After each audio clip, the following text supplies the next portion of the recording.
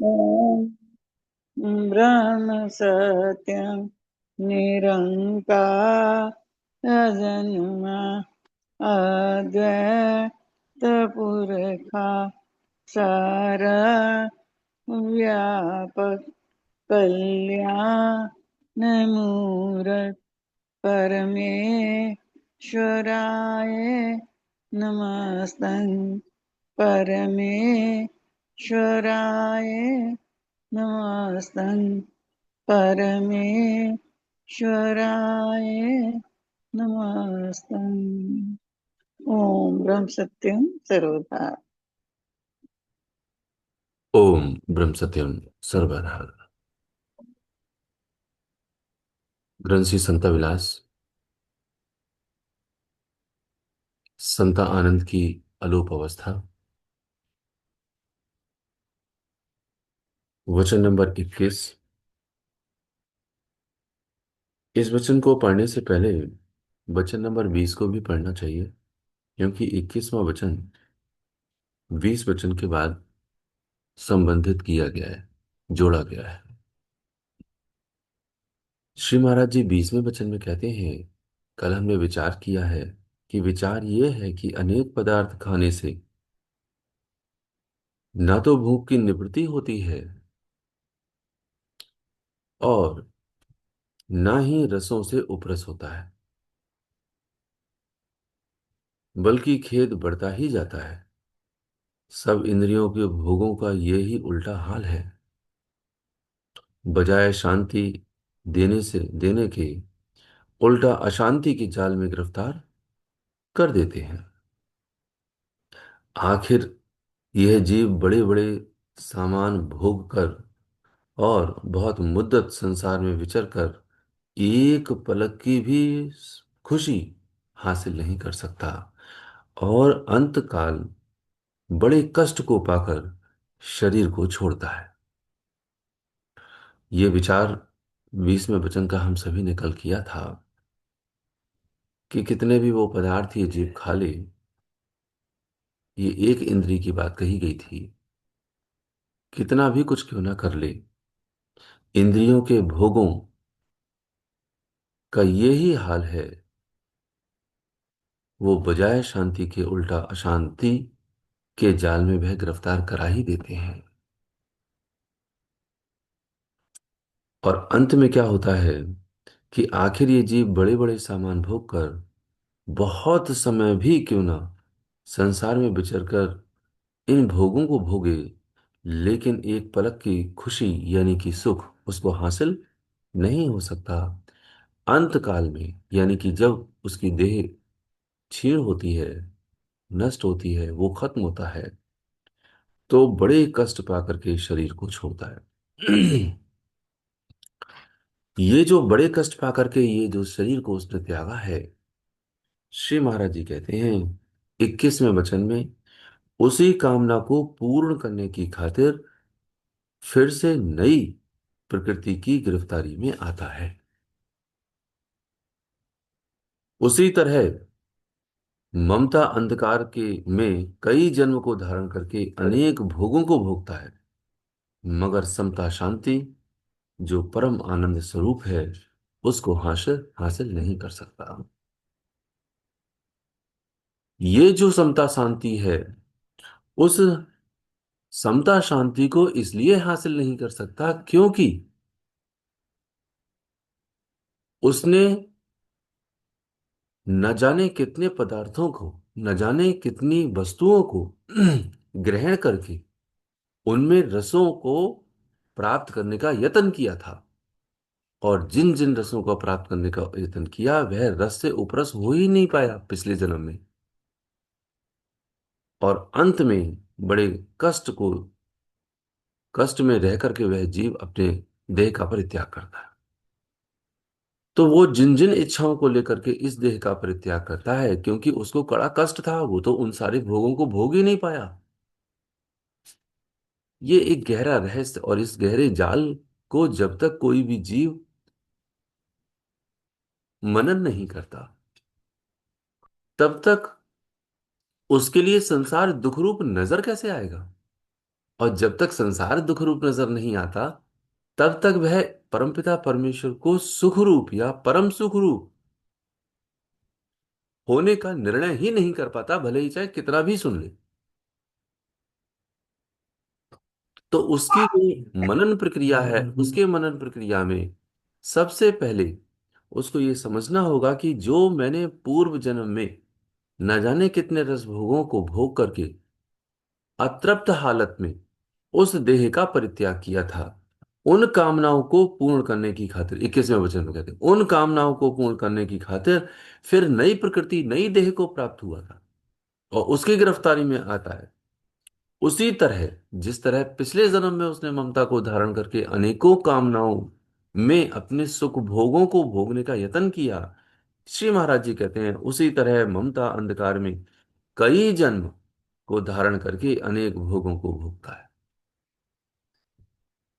जैसा कि पहले बताया जा चुका है कि वह अनेक जन्मों में बड़ा सुखप्रद, बड़ा सुख मिलता है, मेरे नाती पोते वो खेलें कूदें शोर मचाएं कुछ करें, ऐसे करें वैसे करें, तो उसे अगला जन्म सुअर की योनि का मिल जाता है।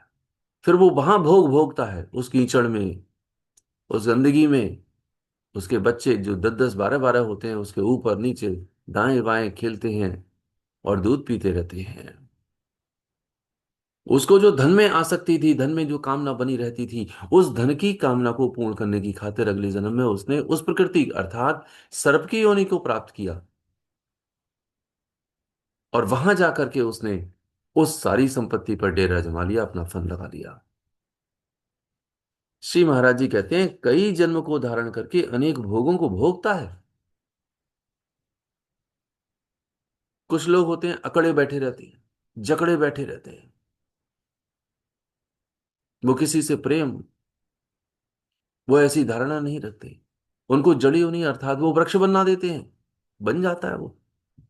सर्दी धूप बरसात गर्मी तपेश, उसमें वो खड़ा रहता है, जान तो उसमें भी है।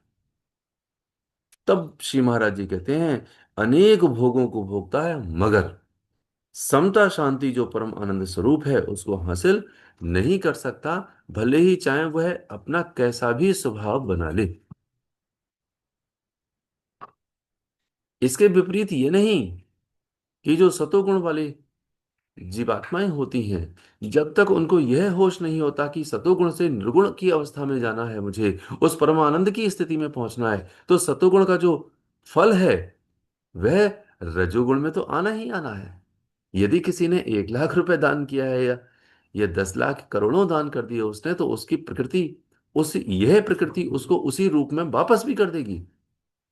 यदि उसने दान किया हुआ, यदि उसने कोई भी सेवा की हुई, यदि उसने कोई भी सत्कर्म किया हुआ प्रभु को समर्पित नहीं किया, अर्थात निष्काम होने की कोशिश नहीं करी, तो वह सतोगुण तो उसको रजोगुण में पुनः मिल ही जाएगा। और जब मिलेगा तो रजोगुण एक ना एक दिन तमोगुण में परिवर्तित हो जाता है, कोई शक्ति बदल नहीं सकती। इसीलिए गीता हम सबको संदेश दे रही है, रजसा तु फलम दुखम। रजोगुण का जो फल है वह दुख है, अर्थात तमोगुण में परिवर्तित हो जाता है। ठीक उसी प्रकार से सतोगुण भी रजोगुण में परिवर्तित हो जाता है यदि किसी जीव ने इस सतोगुण को परम पिता परमेश्वर को समर्पित नहीं किया। तो जरा विचार करें, गहरा विचार करें कि रास्ता कितना लंबा है मेरा, मेरे लिए इस राजसी भाव में। आप सब सतोगुणी भाव में हैं, रजोगुणी भाव में हैं, हम सब इस रजोगुणी भाव से, हम सभी को सतोगुण में आरूढ़ होना है, वहां दृढ़ होना है और सतोगुणी भाव में रहते हुए जो कर्म कर रहे हैं उसे परम पिता परमेश्वर को समर्पित कर देना है। हे ईश्वर, आप करवा रहे हैं, तू करता, तू करता, तू करवा रहा है, मैं नहीं कर रहा। ये सतोगुण का हाल होना चाहिए। तब श्री महाराज जी कहते हैं कि ऐसे भोगों को, ऐसे समस्त क्रियाकलापों को करता हुआ यह जीव परमात्मा की शरण में पहुंच जाता है। श्री महाराज जी 22वें वचन में जो 35वें पेज पर लिखा है, हम सभी को दे रहे हैं कि इस ममता रूपी अंधकार यानी कर्तापन की गिरफ्तारी में जीव हर वक्त दुखी रहता है, किसी हालत में भी शांति को हासिल नहीं होता। यह अज्ञान का चक्र यानी अहम भाव जब तक नाश नहीं होता, तब तक जीव समता शांति को प्राप्त नहीं हो सकता।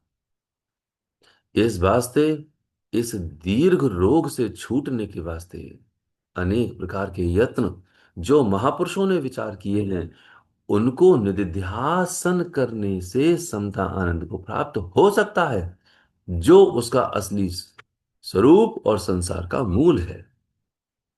श्री महाराज जी ने यहाँ पर गहरा मनन करते हुए हमारी हालत को भी बयान किया है और यहाँ पर हल भी दिया है उसका।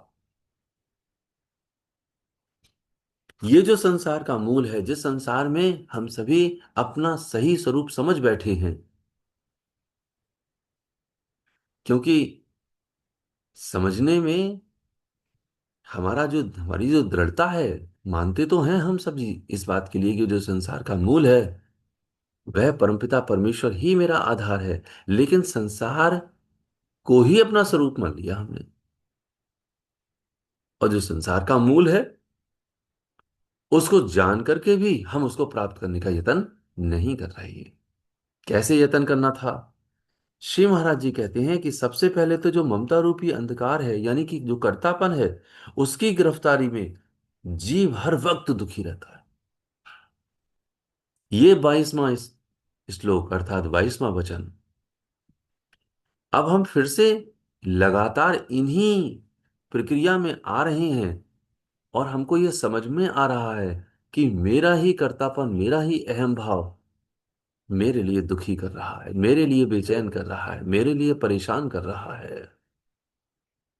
जितने प्रेमी जन गहराई से इसे श्रवण कर रहे हैं और मनन कर रहे हैं, उनको यह पता चल रहा है कि कर्तापन मेरा मूल अंधकार है, मेरी मूल गिरफ्तारी है, मेरा परम दुख है, और इसी में मुझे किसी पलक भी शांति नहीं मिल पा रही है।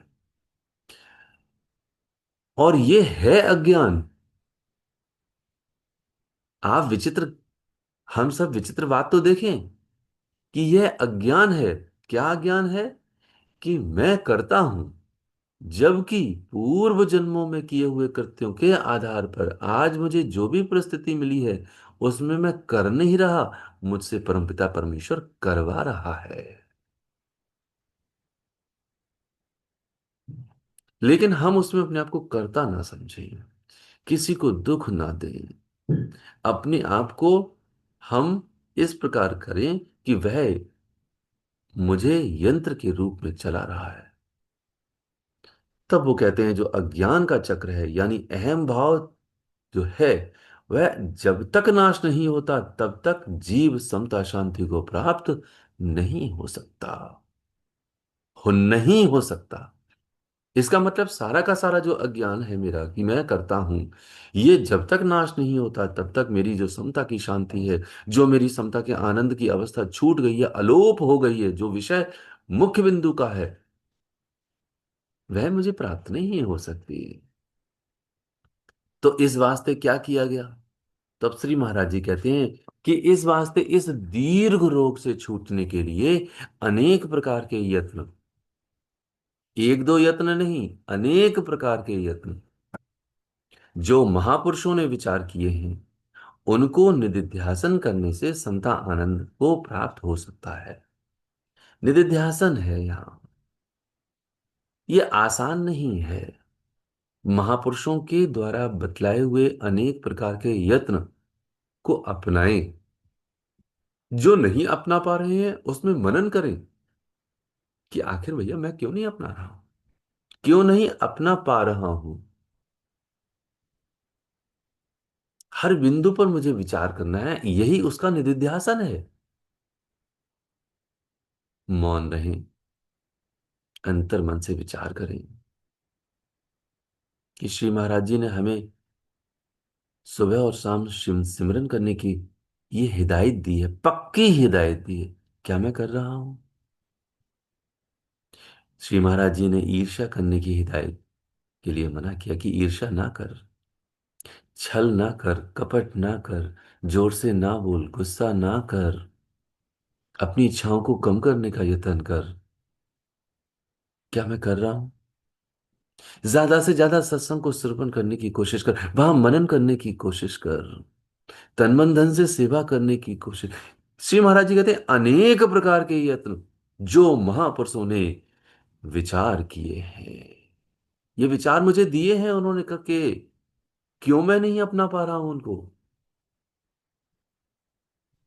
उनको निधिध्यासन करने से समता आनंद को प्राप्त हो सकता है। बारंबार बारंबार बारंबार वहां पर हम विचार करते हुए उनको अपनाएं, उनको ग्रहण करें। जिनको नहीं अपना पा रहे हैं उनसे परमपिता परमेश्वर से हम प्रार्थना करें कि हे प्रभु, हमें शक्ति दो कि हम आपकी भक्ति कर सकें, क्योंकि हम में तो इतनी शक्ति भी नहीं है प्रभु, इतना ज्ञान नहीं है जो मनन कर सके, इतनी बुद्धि नहीं है जो सारा कुछ पढ़ सके समझ सके। ये तो आप ही समझा सकते हो। तो हम परमपिता परमेश्वर से हर पल हर क्षण उनसे प्रार्थना करें, अनुनय विनय करें, और बारंबार प्रयास करें सतोगुण कर्म के करने की, और सतोगुण को परमपिता परमेश्वर के चरणों में सौंपने की। ये मेरा निदिध्यासन जैसे जैसे बारंबार होगा, यही निदिध्यासन कहला रहा है कि हम फिर समता शांति को प्राप्त कर सकते हैं। ये है समता की शांति।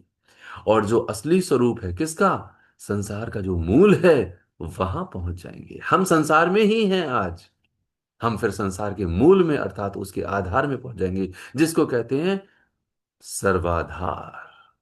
ओम ब्रह्म सत्यम सर्वाधार, ये है सर्व का सबका आधार, पूरी सृष्टि का आधार। ये जो संसार का मूल है, ये हम वहां पहुंचेंगे, हम वहां स्थित हो जाएंगे।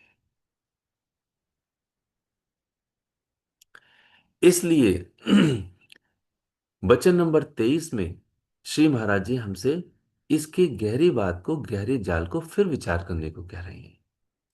श्री महाराज जी 23वें वचन में कहते हैं, जो पेज नंबर 36 पर है, कि इस ममता के जाल को विचार करने से असली खुशी का पता लगता है। पहले ममता के जाल को गहराई से विचार करके परम दुख रूप जो वर्णन किया गया है, उस वर्णन के आधार पर हम जब विचार करते हैं, तो ये ममता के जाल को विचार करने से जो खुशी है, कौन सी, परमपिता परमेश्वर में समता के आनंद में, उस खुशी का पता चलता है। रोग के पहचान करने से दवाई और हकीम की जरूरत पड़ती है। जब तक इस माया के जाल का विचार न किया जाए, तब तक कभी भी असली खुशी को प्राप्त नहीं हो सकता। वह ही बुद्धिमान है, सदाचारी है, ज्ञानी है, परहेजगार यानी नियंत्रक है, आबिद यानी उपासक है, जिसने इस माया के मिथ्या भ्रम अंधकार से मन को एकाग्र करके असली खुशी को की तरफ लगा लिया है। क्या संज्ञा दी है हमारे लिए, क्या नाम दिया है परमेश्वर ने। लेकिन ये नाम, यदि हम समता शांति को प्राप्त करने के लिए दिन रात प्रयत्न कर रहे हैं, हर लम्हा प्रयत्न कर रहे हैं, तब ये नाम है। यदि नहीं कर रहे हैं तो इसके ठीक विपरीत नाम मेरे हैं। अर्थात श्री महाराज जी कहते हैं कि रोग की पहचान करने से दवाई और हकीम की जरूरत पड़ती है। क्या मुझे ये रोग सही मायने में पहचान है कि ये मेरा संसार दुख रूप है, ये मेरा रोग है, ये मेरा कर्तापन सबसे मूल रोग है मेरा, ये मेरी इंद्रियां ये मेरे रोग हैं, ये मेरा मन परम रोग है, परम मक्कार है ये। श्री महाराज जी कहते हैं रोग की पहचान करने से, मैं तो जरा जरा सा सत्कर्म करने के बाद संसार में ऐसा लीन हो जाता हूं कि संसार मेरा परम सुखदाई है, और परम पिता परमेश्वर मेरे लिए औपचारिकता बनी हुई है। शब्दों पर ध्यान दें दास की। हम आज क्या इस स्थिति में खड़े हुए हैं कि हम एक महज औपचारिक का प्रयोग स्वरूप करते हुए परमपिता परमेश्वर के लिए भज रहे हैं। हमने सुबह शाम भज लिया और बाकी पूरे दिन में और पूरी रात में हमने वही संसार की गतिविधि को प्रारंभ कर दिया, जबकि औपचारिक इस संसार में होना चाहिए और वास्तविक उस परमात्मा के स्वरूप पे होना चाहिए, वहां पर यत्न करने में होना चाहिए। मैं कितना पापी हूं। इसलिए सबसे पहले श्री महाराज जी कहते हैं कि रोग के पहचान करने से दवाई और हकीम की जरूरत पड़ती है। मुझे दवाई दे दो प्रभु कि मैं हर यत्न करते हुए मैं आपकी शरण में आ जाऊं। मुझे तो आपकी शरण भी प्राप्त नहीं हो रही। इसलिए कहते हैं कि जब तक इस माया के जाल का विचार न किया जाए तब तक कभी भी असली खुशी को प्राप्त हो ही नहीं सकता। इस माया के जाल को नित्य हर पल गहरा विचार करते हुए मायापति की तरफ हमें बढ़ना है। और जो जो जीव मायापति की तरफ बढ़ता है इस घोर जाल को परम दुख रूप जानकर मानकर, तो उसको कहते हैं ये ही बुद्धिमान है। अच्छा, अगर हम नहीं बढ़ते हैं तो हम कौन है? बुद्धिहीन हैं। यदि हम परमात्मा की ओर बढ़ रहे हैं तो वह सदाचारी है, अर्थात सत में आचरण करने वाला है, क्योंकि सतोगुण ही मेरे लिए परमपिता परमेश्वर के स्थान निर्गुण अवस्था तक ले जाएगा। सतोगुण अंतिम पायदान है मेरा निर्गुण अवस्था तक पहुंचने के लिए। लेकिन सतोगुण में परमपिता परमेश्वर को समर्पित करना है वहां पर, तब वह अंतिम पायदान होगा, वरना वो सांप सीढ़ी का खेल मेरे लिए फिर से 2 नंबर पर और 9 नंबर 0 नंबर पर ले आएगा। ये सरल बात नहीं है, क्योंकि मेरे लिए हर नंबर पर सांप खड़े हुए हैं। एक भी नंबर ऐसा नहीं है जहां पर सांप नहीं है। सांप सीढ़ी के खेल में आपने देखा होगा, वहां पर तो कुछ नंबरों पर ही सांप थे। यहां तो मेरे लिए हर नंबर पर सांप हैं, पता नहीं कब डस लें। महर्षि विश्वामित्र, कितनी परम अवस्था, कितनी ऊंची अवस्था, और उस अवस्था में एक मेनका ने उनके लिए कहा गिरा दिया, सब जानते हैं। महर्षि भरत, परम स्थिति, ऊंची स्थिति, लेकिन एक हिरन ने वहां की आसक्ति में आकर के मोह से ग्रस्त होकर के महर्षि भरत को जड़ भरत में परिवर्तित कर दिया। ये सब कहानी आप जानते हैं कि वह हिरन फुदक फुदक कर वहां पर आ गया, उसके चोट लगी हुई थी। महर्षि भरत ने उस हिरन को देखा, उसको अंदर ले आए, उसका उपचार किया, उसके फुदक, अब वो ठीक हो गया। अब उसके फुदकने में उनको आनंद आने लगा, वहां उनकी आसक्ति हो गई, और आसक्ति के कारण उनको अगला जन्म हिरन का ही मिला। तो हमारे लिए तो हर जगह सांप खड़े हुए हैं, हम उनसे कैसे बचें? तो बचने का एक ही रास्ता है। श्री महाराज जी कह रहे हैं कि बचने का रास्ता तेरा समर्पण भाव है, तेरा कर्तापन। जो मूल अंधकार है, जो मूल पाप है, उसको उससे छूटने का यत्न कर, और वो शरणागति है। तब श्री महाराज जी कहते हैं कि ऐसा यदि तू करता है तो तू सत आचरण है, अर्थात सदाचारी है, तभी ज्ञानी भी है, क्योंकि ज्ञान से चोट पड़ेगी। और परहेजगार यानी नियंत्रण है। सामने मेरे जलेबी होगी, सामने मेरी वस्तुएं होंगी, लेकिन अंदर से मुझे नियंत्रण होगा, मेरा परहेज होगा। नहीं नहीं, ये ना ग्रहण करना है और ना ही मुझे प्राप्त करने का यत्न करना है। ये मेरा नियंत्रण होगा, ये मेरा परहेजगार होगा। आबिद है। आबिद का मतलब यही तेरी उपासना हो जाएगी। ये तू उपासक है सबसे बड़ा। यदि ऐसा नहीं करता है तो तू संसार का उपासक है, भ्रम करता है, भ्रम पाले हुए है तू। इसलिए श्री महाराज जी ने कहा, जिसने इस माया के मिथ्या भ्रम अंधकार से मन को एकाग्र करके असली खुशी की तरफ लगाया, वह सही मायने में सच्चा उपासक है, सच्चा ज्ञानी है, और सच्चा बुद्धिमान है, और सत आचरण में निवास करने वाला है।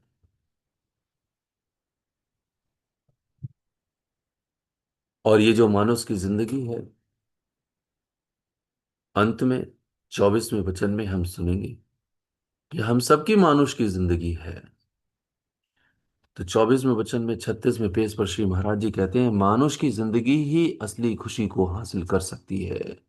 एक एक शब्द पर ध्यान हम सब देंगे कि मानुष की जिंदगी ही असली खुशी को हासिल कर सकती है, क्योंकि इसमें जीव को जागृति बहुत है। अगर मानुष की देह में आकर भी असलियत और तहकीकात नहीं की और ममता के जाल में ही लीन रहा है, वह नौका को प्राप्त होकर फिर गोते खाने की तरफ चला गया है। ये जो हमारी मानुष की जिंदगी है, ये कोई साधारण जीवन नहीं है, ये साधारण जिंदगानी नहीं मिली हुई है। श्री महाराज जी कहते हैं कि मानुष की जिंदगी असली खुशी को हासिल कर सकती है और कोई देह नहीं कर सकती, और किसी देह के पास, कहते हैं क्योंकि इसमें जीव को जागृति बहुत है। हम सब श्री महाराज जी के इन वचनों को, इन श्लोकों को सुन रहे हैं, मनन करने का प्रयास कर रहे हैं, समझने का प्रयास कर रहे हैं, और दास के पास फोन आते हैं।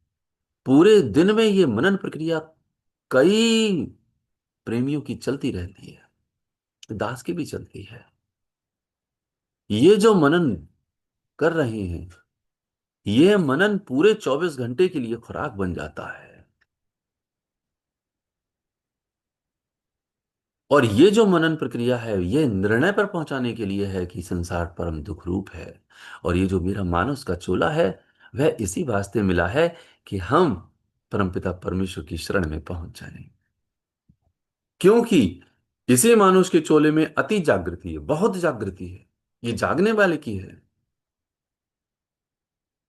इसीलिए तो प्रभात वाणी में आता है ये अब जागन की बार। ये अब जागन की बार का मतलब, ये प्रतिदिन सुबह के लिए नहीं कहा जा रहा है। ये अब जागन की बार का मतलब है कि ये जो मानुष का चोला मिला है, ये अब जगने की बारी है। गोविंद मिलन की तेरी बरिया, ये तेरी अब बारी है। लेकिन गोविंद मिलने के लिए नहीं, हम तो संसार के भोगों को मिलने के लिए सारे के सारे यत्न कर रहे हैं। ये जो प्यास मेरी बन जाए कि मुझे गोविंद से मिलना है, परमपिता परमेश्वर की शरण में जाना है, तब वो बुद्धिमानी है। और मानुष के चोले में यही जागृति लानी है। इसलिए कहते हैं, अगर मानुष की देह में आकर भी असलियत और तहकीकात नहीं की और ममता के जाल में ही वह लीन रहा, तो वह नौका को प्राप्त करके फिर गोते खाने की तरफ चला गया।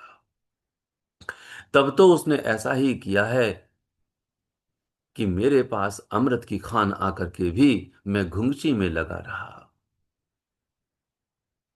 ये साधना का धाम है, साधन धाम मोक्ष कर द्वारा, पाए न जेहि परलोक सवारा। क्यों कहा जाता है कि बड़े भाग्य मानुष तन पावा, सुर दुर्लभ सद ग्रंथन गावा, साधन धाम मोक्ष कर द्वारा। तो गोस्वामी तुलसीदास जी भी कहते हैं, जो न तरह भव सागर नर समाज असिपाई, सोकृत निंदक मंदमति आत्मा हन गति जाई।